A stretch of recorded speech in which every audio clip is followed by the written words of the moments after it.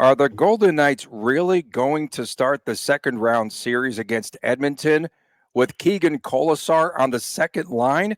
We'll discuss this and other potential changes for Bruce Cassidy and for VGK as they face off against the Oilers in Game 1 on Tuesday night. It all comes your way next, right here on Locked On Golden Knights.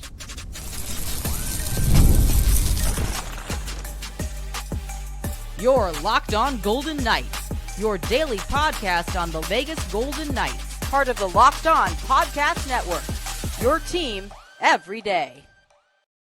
Well, hi again, everyone. Tony Cardasco and Chris Golick from Las Vegas. Thanks for making us your first listen every day. I am a longtime sportscaster, a marketing consultant, and the host of the new Believe in Vegas podcast. Chris is the owner of Silver State Cards and Sports and collectibles editor for the Hockey News.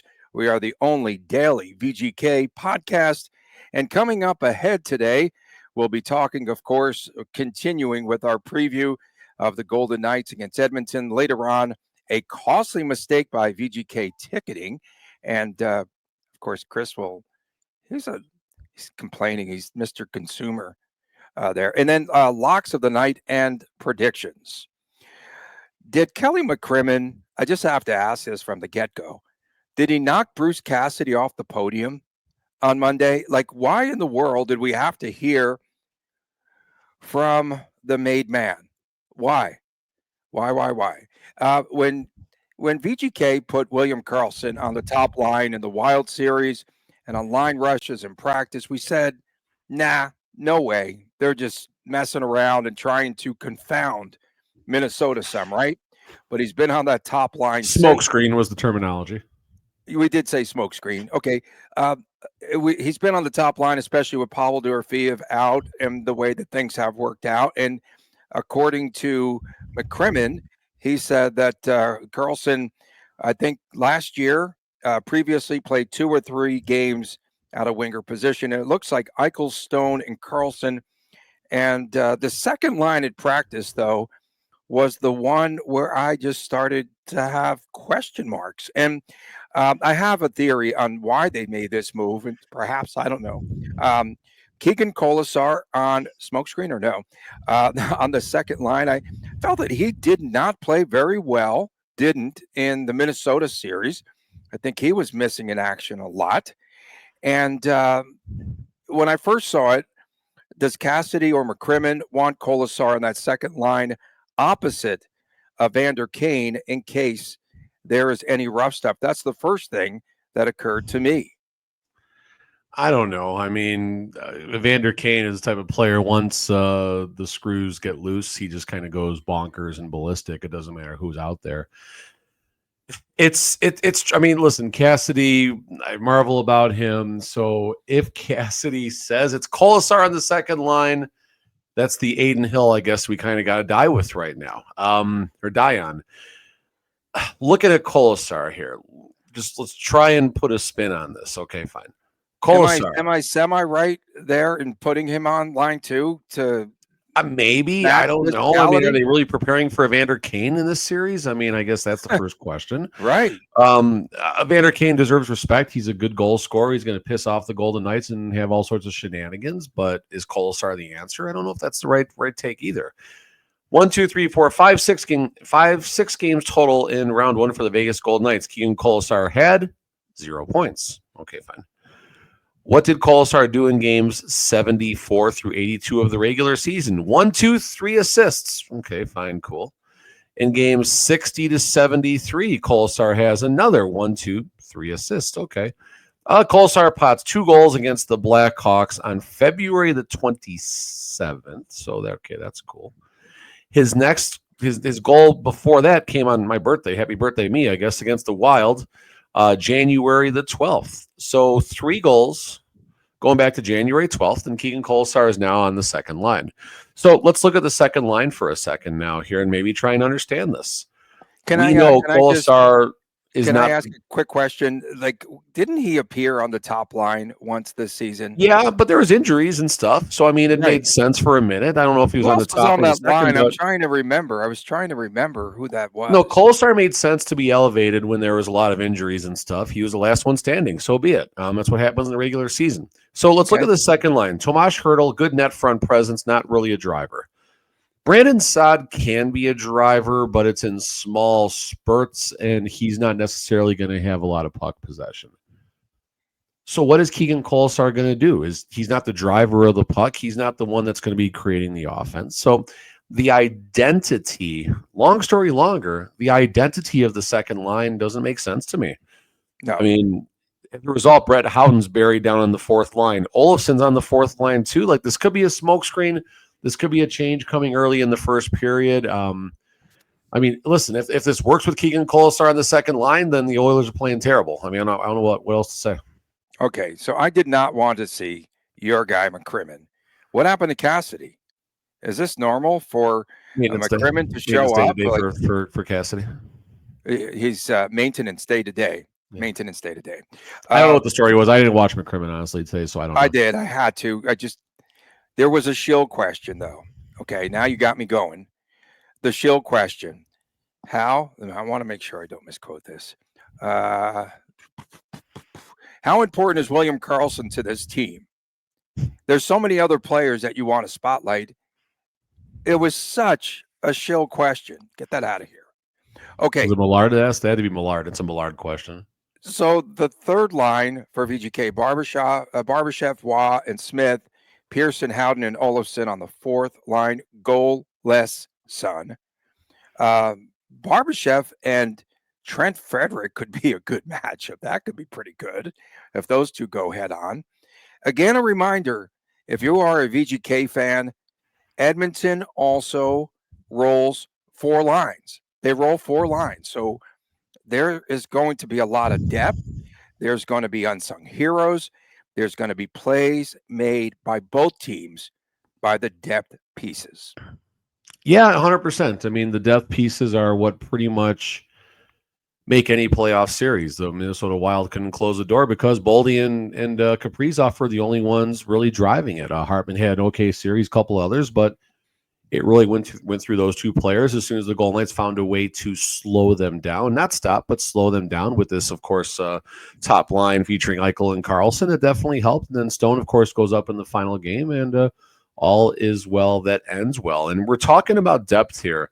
I think the most important line, assuming the lines stay like this, which I'm not sold it's going to, I think the third line, Barbashev, Nicholas Waugh, and of course, Riley Smith, I think that is the key to the series right now, because the Howden, Pearson, Olofsson line, that just doesn't make sense to me. It doesn't. No. It's hard to wrap my head around that one. Pearson's going to get like 8 minutes a game. The second line makes no sense, for crying out loud. The second line's hard to understand, but Cassidy has earned his credit rating is stellar. It'll be brilliant. A brilliant move. He'll score a hat trick. Watch, and you know what? Then I hope we're wrong. Interesting development is in the nets. Okay. For the Edmonton Oilers. So Oilers Nation have this up on their website here. Question from the reporter. I don't suppose, this is to Coach Knobloch, I don't suppose you're going to let us know who the starting goalie is yet. Knobloch, not yet. We'll wait. Okay, fine, whatever. Question. We noticed Skinner was down at the end. That's generally reserved for the starter. Should we read into that? Knobloch, we have made our decision, so neither should you. We'll make that announcement before game one. So wait. Knobloch was answering the media, not Stan Bowman? What's going on here? Yeah, Knobloch was answering the questions, yes. And so, Pickard gets him out of that series, and Pickard might be going back to the Pine, which is interesting. Stuart Skinner this year in the playoffs, yummy, 893, 293 goals against. That's right. That was Calvin Pickard. Pardon me. Calvin Pickard was an 893. A journeyman. And a 293. You didn't call him Stuart Skinner. Man. Here's the yummy 810. And jeez. You okay? 611 goals against. Holy shit. Yeah. Be careful there, bro. Yeah, of course. The 6 goals and the 7 goals. 611. Yeah. Please. Yes, it was Skinner. 6. We'll let you know. That's why they yanked him. That's why they yanked him after the second game of the game. He's great. Stuart Skinner, he's the man, definitely. Knobloch, good job, buddy. Good job. Knobloch says that he's going to change the structure. I Yeah. like what's going on behind the scenes now. You call it the game within the game. Mhm. And this is going to be real interesting on how they're actually going to show up. We might see again shuffling of the defensive core for Edmonton like they did after a couple of games. We'll see that for both teams. So both teams will be changing the defense around in game. I'll tell you what. After game. I'll tell you what. If Haig, if he decides he's going to pinch and do that again, they're going to get caught so much. This is the fastest skating team on the planet. That's a move that if the defense, I mean, we're not talking peewees. We're talking professional athletes. If they're confident to make that move. And if you get burned, then figure it out later. But I think any coach would rather have a defender that makes the decision. Listen, if you don't go and pinch on that in a situation like you're talking about Nick Hague to the game-winning goal and everything and all that. So what we're talking about here is if Hague doesn't make that move, he's flat-footed at the blue line. He's going to get beat anyway. So I think Kolesar, peeled back. I think I was watching the dots, and I think Kolesar peeled back. But in any event, they could get burned. The last series for VGK, team that scored first won. Every game. How important is it going to be for either team to get out to that 1-0 lead early on? It's not. I don't care. It's not as important in this series, right? No, I don't think so. I think both teams have so much firepower. I think there's no panic in either locker room when that happens. Now, if after game 4, the team that scores first each of those games wins, okay, fine, different story. But honestly, new game, new series, clean slate. It doesn't matter. Okay. The depth scoring so important. McCrimmon also talked about that. He said Edmonton is healthier and depth is a big factor. He called their depth the rank and file. The rank and file. The heck are we talking about? War here? What are we talking about? Why was he there? Why was McCrimmon there? I wanted to hear from Cassidy. I wanted some perspective, and Tony, you get mad when McCrimmon doesn't talk. So McCrimmon finally meets with local media. Now you're pissed about that too. Pick a lane, bro. Okay, I'll pick a lane. I know. You know what? On the crossover, I'm going to pick a lane with you. Oh, hey, let's talk about the X Factor. No, I don't like that. And then I see that's one of the topics there with you and Locked On Oilers. So who will the X Factors be for each team? I'm going to go Connor Brown, X Factor, Edmonton. Brett Kulak. Watch out for that dude. And then for VGK, I could say Howden, and that's maybe kind of chalky, but I'm going to go Riley Smith. Sooner or later, his experience, I think, is going to benefit this team. I do. I'm with you on that line. I'm going to start with Barbashev and then Nicholas Waugh. And give me a little Shea Theodore as well. We'll talk about some props I got in line for him in the third segment. How many turnovers? Is there a turnover hopefully prop? Not too many. Is there a turnover prop? I'll take the over. Looking at the Oilers, the last series was awful. Oilers X Factors. Let's go Evander Kane because that's fun. And Matthias Janmark. Matthias Janmark. Okay. Fourth line center. Got a couple goals, I believe, in the first round. And he can finish. He can get in there. And if the Golden Knights are worn down from chasing McDavid and Draisaitl, Janmark might find some soft opportunities and get in there. Did you know 16 consecutive days of NHL hockey? Kelly Mack, no time to mow the lawn.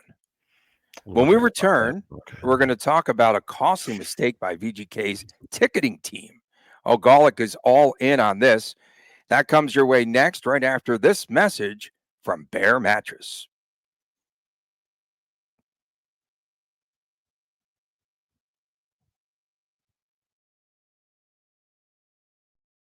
An award-winning mattress can change your life. I speak from experience. It happened to me. After years of uncomfortable sleeps, I recently switched to Bear Mattress, and the results were instant. Bear Mattress is designed with a focus on recovery, cooling, and pressure relief to upgrade your sleep and improve your overall quality of life. I used to deal with night sweats, but Bear's best-in-class cooling ensures optimal temperature regulation, which prevents overheating and helps me stay comfortable all night long. Bear offers a wide variety of mattresses, but to get the right one for you, take their sleep quiz that matches you to your perfect mattress based on body type and sleep preferences. Go to bearmattress.com and use promo code LOCKEDONNHL at checkout to get 40% off site-wide. This offer is not available anywhere else. You have to use my promo code on the very last page of checkout to get this discount. That's bearmattress.com. Use my promo code LOCKEDONNHL to get 40% off site-wide. Bearmattress.com, promo code LOCKEDONNHL. Welcome back on this edition of Locked On Golden Knights from Las Vegas. Tony Cardasco and Chris Golick reporting. We appreciate you making us your first listen. Please make sure to subscribe to our Locked On Golden Knights YouTube channel.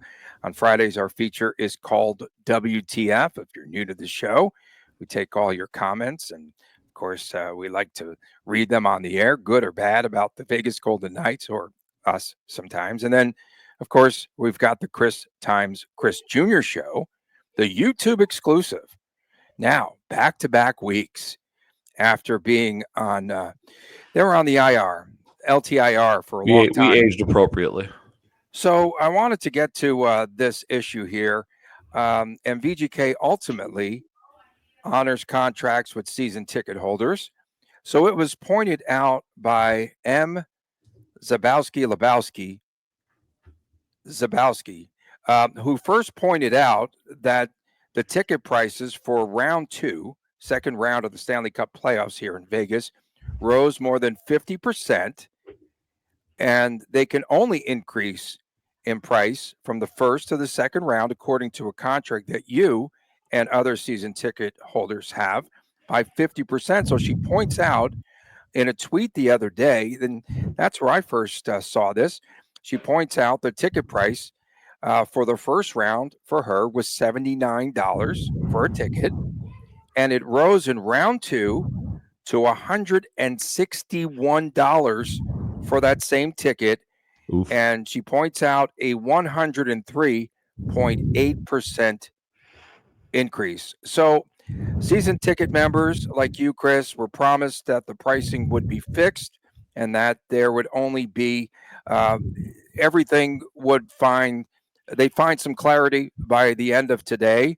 And so you, as a season ticket holder, were things resolved? Are you happy now? Did you first notice too the heavy price increase there before it came out? Did you notice that the ticket prices had risen there over 100%? Yeah, I did. I didn't. And at the time I was like, oh, whatever, fine, price is going up. Cool. One less beer. Who cares? Whatever. And then Zabowski, I saw put this out in full credit. That was awesome that she found this. Literally only person that took the time to look at their contract. So God bless her for that. And me, like every other Golden Knight fan, I just pay the bill and whatever and just move on. So yeah, the way the contract is weighted for regular season and playoffs, there's basically an elevator that's built in where it can't go over the maximum percentage that's stated. So if you took the vow, your round 1 ticket stayed the exact same price as the regular season, which is very generous. I will definitely offer kudos to the Golden Knights for not gouging us right off the bat. So that's a nice thing. Round 2, 50%. Well, most people's went up 100 to 105 to 110%, and mine were right around that 100 for her. Yours was mine was like 105%, and 105%. So then so here's the thing: like I reached out to my seat because I was trying to decide vow or no vow, if it made sense, and the discount for taking the vow versus the no vow was okay. Huge. Wait. Explain that vow again. What is the vow? So the Knights vow is for season ticket members who continue to keep their tickets in the playoffs. You receive about a 30%. Someone can correct me on the spot if I'm wrong. You receive about a 30% discounts if you take the vow. The vow means you will not sell your any Edmonton Oilers fans. I mean, whatever the reason is, but the vow means you will not sell your tickets to you will go to the games, or you will not sell your tickets. You don't have the ability to sell your tickets through Access. Now, spoiler alert, everyone still sells their tickets offline and whatever. That's between them. I'm not going to get involved in that. but that's a way to get the I like discounts. that. That's funny. I That's mean, funny. whatever. It is what it is. I don't care. Yeah. But so yeah, long story longer here, the price goes up 105%. And I had asked my season ticket rep while I was trying to make the decision, I said, what's going to happen round 2 with my tickets? And I get a stupid response. I'll happily say this, Vegas Golden. I get a stupid response. Here's your contract. Figure it out yourself. Like, give me a effing break. Is that what they did? They said here's a copy of your contract enclosed. I don't have the exact verbiage, but here's your contract. Figure it out yourself is what I got. So wow, that's great. Whatever. I just said thanks for your help. there. Appreciate it. And and probably gave the finger to my computer screen and moved on. But now fast forward to here, I'm like, wait a minute here. I even asked what my price would be, and I just got the contract. So, okay, my contract matches this one that says 50%. So Zabowski, full credit. She started this. I used the platform that I have. You don't have a first name. It's just M. M's just M, yeah. Which section 221. Bring her beer tomorrow. Every season ticket holder owes her a ton of love for pointing this out. You're going to bring her a beer? I'm buying her a beer tomorrow. Absolutely. Why don't you bring her that big dessert that you got at the ballpark? No, that's my dessert. I'm not sharing that. Okay. Okay. So moving on here, I send the rep the email. Email comes back and says, "Here's your contract." Okay, fine. Well, now I'm going to look at my contract. Oh yeah, 50%. So 50%. I've experienced looking at contracts with my gaming background. I used to prepare contracts and stuff like that. So I'm looking through. Okay, the only spot is paragraph 2, playoff games. That covers this. Seems pretty cut and dry. So Todd Pollock, one of the I don't know his exact job title with the Golden Knights, high up as far as tickets go. He actually got out there yesterday and got in front of this and said, "Listen, we're looking into this. Just hang tight." And emails were sent out last night. And then today was kind of quiet till about 1 PM, and then people started seeing their prices were adjusted on their Access app. And then the official statement was released by the Vegas Golden Knights sometime in the early afternoon. So he's the SVP and CTO, Chief Ticketing Officer. Todd Pollock. So they did the right thing from a PR standpoint. They did the right thing and basically said, you got a discount in round 1 for your loyalty, and maybe it was a little too good of a discount. So oops. Now, whatever. So it got fixed. Todd, they made a mistake. They made a mistake. They acknowledged a mistake. And they're accountable. Move on. Todd has taken full accountability himself on this. I appreciate that as a leader, as me being a former leader, him being a current leader. I appreciate a good leader. It's Todd's department. How in the world does Golick wind up in the middle of all this all the time? I'm in the middle of everything. That's why, Tony. And I give Todd even credit for even talking to me. Todd doesn't know I'm on the no-fly list apparently. So good job, Todd. You're probably gonna get an email from your boss in a little bit. Oh, here we go. That's right.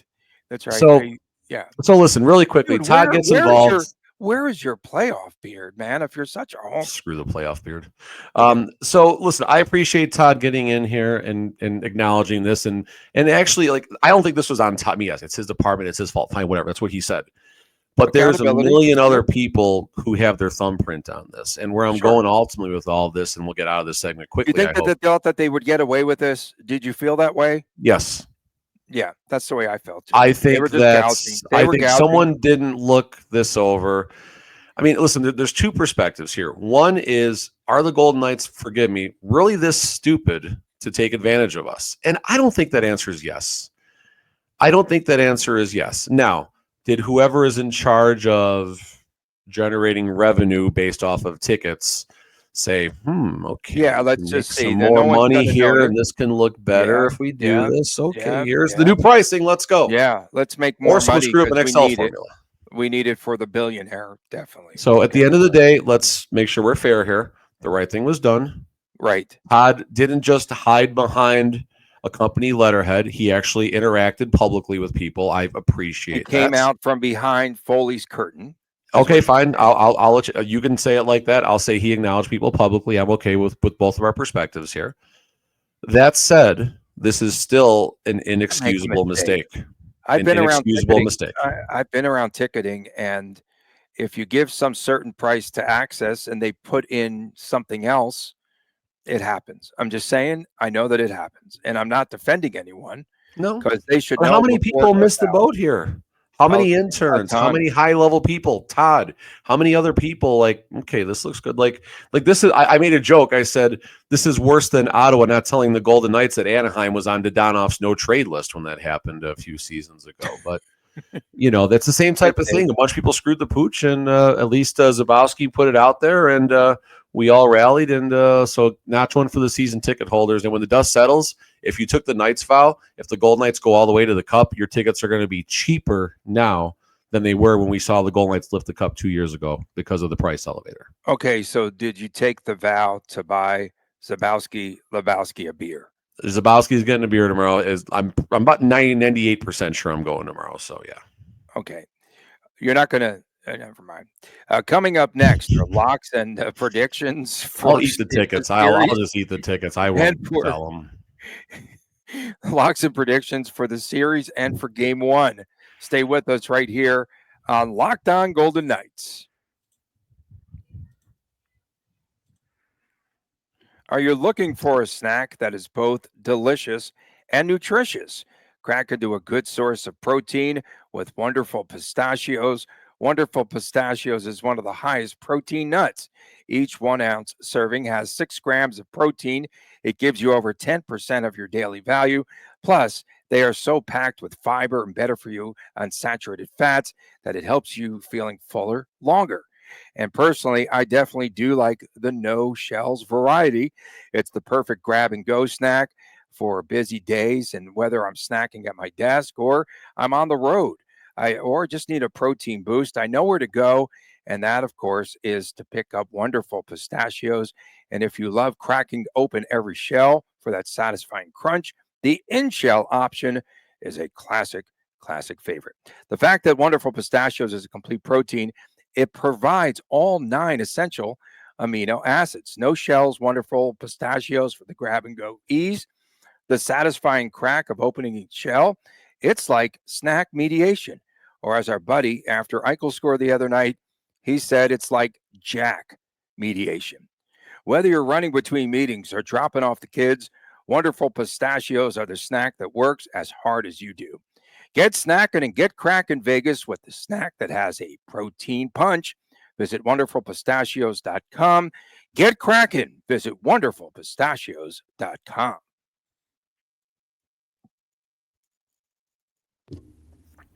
Jack mediation was pretty good. You have to admit.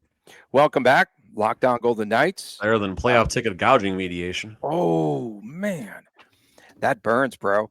And so we have to find out how much the tickets are priced at in Edmonton. Everyone says a ton more. A ton more. More. How many thousands of fans in Edmonton will be on the streets? Because Toronto had a ton. Bring them all. Winnipeg had a ton. So what we're going to do here is we did this for the opening series, best of 7, and our predictions, first of all, for the series. So I have it in succession. The Golden Knights lose, win, lose, win, lose, win, lose. I'm taking the Edmonton Oilers in 7. In 7, there's not going to be any shenanigans, hopefully, in this series. And I'm going to take the Oilers in 7. Let's do that first, and then we could go in game number 1. Oh, and the series price, by the way, VGK minus 120. What does that tell us, Big Chris? When Chris leaves, I'll answer that question. Chris, go ahead and give us your series prediction. Golden Knights or Oilers win in how many games? Vegas isn't going down easy. I think Vegas wins. Vegas wins game 1. Gets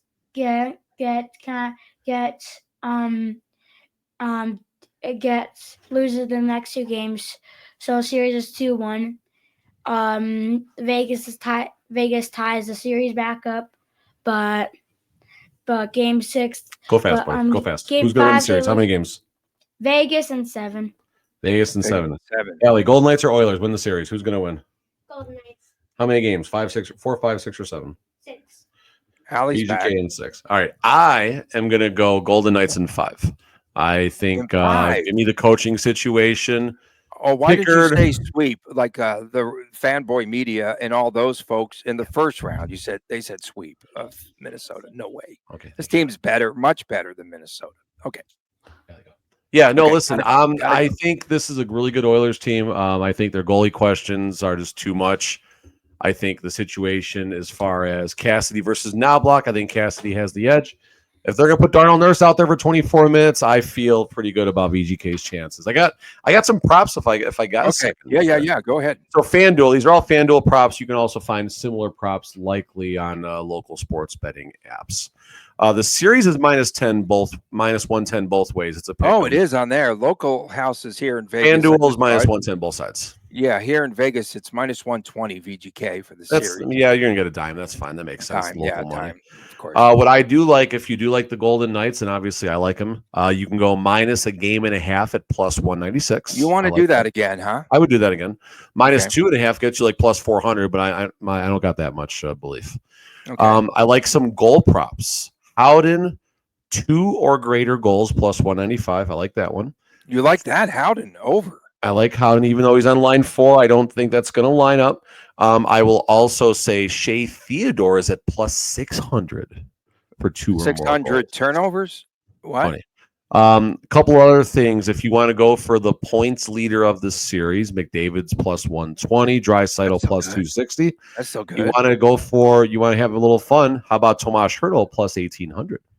Oh wow! And again, it's the entire series. Depends on power play opportunities, I think. One more I do like: Shea Theodore, 7 or more points at +570. You like the over there? I do. I absolutely do. I think there's going to be a lot of power plays. Oilers have a terrible penalty kill in the playoffs right now. Golden Knights power play, even though it's not ticking as well as the regular season, is still at 27% in the playoffs. I think that number goes up. Shea Theodore is the power play captain.